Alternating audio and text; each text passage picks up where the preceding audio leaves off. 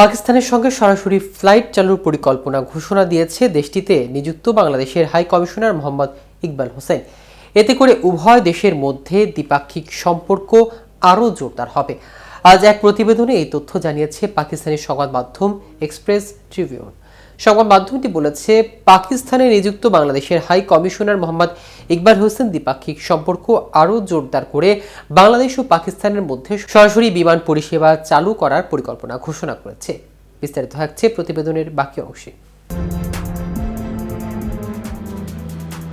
শনিবার দেশটির খাইবার পাখতুনখাওয়া প্রদেশের রাজধানী পেশোয়ারে এক সংবাদ সম্মেলনের বক্তৃতাকালে ইকবাল হোসেন দুই দেশের মধ্যে গভীর ও ঐতিহাসিক সম্পর্কের ওপর জোর দেন এবং ভ্রমণ ও যোগাযোগের সুবিধার্থে সরাসরি ফ্লাইট চালু করার অভিপ্রায় ব্যক্ত করেন।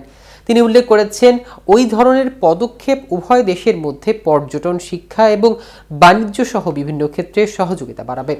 হাই কমিশনার বাংলাদেশ ও পাকিস্তানের মধ্যে ক্রমবর্ধমান বাণিজ্য ও কূটনৈতিক সম্পর্কের কথাও তুলে ধরেন এবং এই সম্পর্ক আরও দৃঢ় হবে বলে উল্লেখ করেন।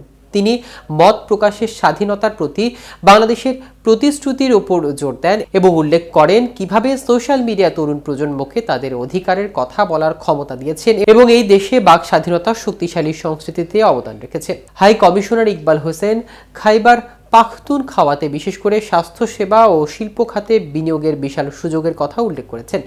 তিনি পাকিস্তানে বাংলাদেশি পণ্যের চাহিদার কথা উল্লেখ করেন এবং এর পাশাপাশি চট্টগ্রাম এবং করাচিকে সংযুক্তকারী শিপিং রুটের মাধ্যমে দুই দেশের মধ্যে বাণিজ্য চলছে বলেও জানান।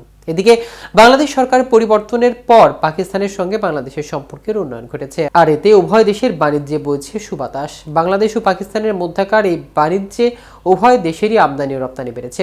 অবশ্য শুধু বাংলাদেশ নয়, শ্রীলঙ্কা, আফগানিস্তান ও মালদ্বীপেও পাকিস্তানের রপ্তানি বেড়েছে।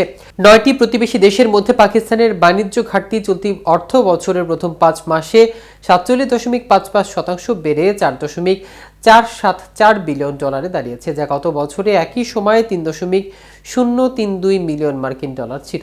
বাণিজ্য বিশ্লেষকরা এর পেছনে চীন ও ভারত থেকে অনেক বেশি পরিমাণে আমদানিকে দায়ী করেছেন। চলতি অর্থ বছরের প্রথম 5 মাসে চীন থেকে আমদানি সবচেয়ে বেশি বেড়েছে। অন্যদিকে একই দেশে রপ্তানিও কমেছে পাকিস্তানে। পাকিস্তান থেকে আফগানিস্তান, বাংলাদেশ ও শ্রীলঙ্কার পণ্য রপ্তানি চলতি অর্থ বছরের জুলাই-নভেম্বর মাসে ঊর্ধ্বমুখী প্রবণতা দেখেছে। স্টেট ব্যাংক অব পাকিস্তানের সংকলিত তথ্য অনুসারে এখনও অন্যান্য দেশে, বিশেষ করে চীনে পাকিস্তানি পণ্য রপ্তানি হ্রাস অব্যাহত রয়েছে। আফগানিস্তান, চীন, বাংলাদেশ, শ্রীলঙ্কা, ভারত, ইরান, নেপাল, ভুটান এবং মালদ্বীপ এই 9টি দেশে চলতি অর্থ বছরে জুলাই-নভেম্বর পর্যন্ত পাকিস্তানের রপ্তানির মোট পরিমাণ 5.99% বেড়ে $1.962 বিলিয়ন মার্কিন ডলারে পৌঁছেছে, যা আগের বছরে ছিল $1.852 বিলিয়ন মার্কিন ডলার। তো ভিউয়ার্স, ভিডিওটি সম্পর্কে আপনাদের কোনো মতামত থাকলে আমাদের কমেন্ট করে জানাতে পারেন। সাথে সাথে নিয়মিত আপডেট পেতে কেটিভি নিউজ 24 এর সাথে থাকুন। ধন্যবাদ সবাইকে।